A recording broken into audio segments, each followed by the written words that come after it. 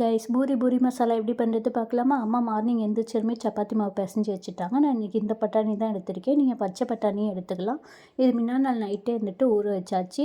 இந்த 10 ரூபா பாக்கெட் பட்டாணி மட்டும் எடுத்துக்காதீங்க, அதில் ஓவர் எசன்ஸ் கலக்கிறாங்க. இது 3 மீடியம் சைஸ் பொட்டேட்டோ எடுத்திருக்கேன். 2ஆக கட் பண்ணி தேவையான அளவு உப்பு போட்டு 2யும் ஒன்றா தான் வேக வைக்க போகிறேன். குக்கர் க்ளோஸ் பண்ணிவிட்டு இருந்துட்டு 3 விசில் விட்டு எடுத்துக்கலாம். நெக்ஸ்ட்டு இருந்துட்டு 4 ஸ்பூன் கடலை மாவு போட்டு அதில் இருந்துட்டு நல்லா தண்ணியாக மிக்ஸ் பண்ணிக்கணும். ஒரு பேனில் இருந்துட்டு ஆயில் ஊற்றிட்டு ஒரு பட்டை, 2 கிராம்பு, கடுகு, உளுந்தம்பருப்பு போட்டுக்கலாம். அது பொரிஞ்சதும் இருந்துட்டு ஒரு மீடியம் சைஸ் வெங்காயம் சின்னதாக கட் பண்ணி போட்டுக்கலாம்.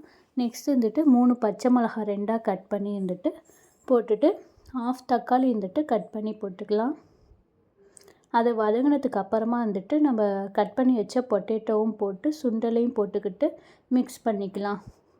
ஒரு 1/4 ஸ்பூன் வந்துட்டு மஞ்சத்தூளும் தேவையான அளவு உப்பும் போட்டு நல்லா மிக்ஸ் பண்ணிக்கணும்.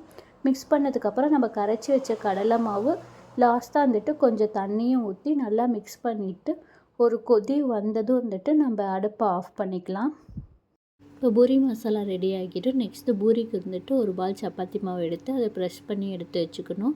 ஒரு பேனில் தேவையான அளவு எண்ணெய் ஊற்றி எண்ணெய் காஞ்சதுக்கு அப்புறமா ப்ரெஷ் பண்ணி வச்ச சப்பாத்தி மாவை போட்டு ஒரு கரண்டி வச்சு அந்த பூரியை வந்துட்டு நல்லா ப்ரெஷ் பண்ணி விட்டோன்னா பூரி வந்துட்டு நல்லா உப்பி வரும்.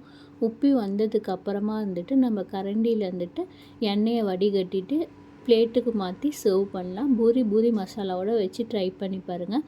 பை.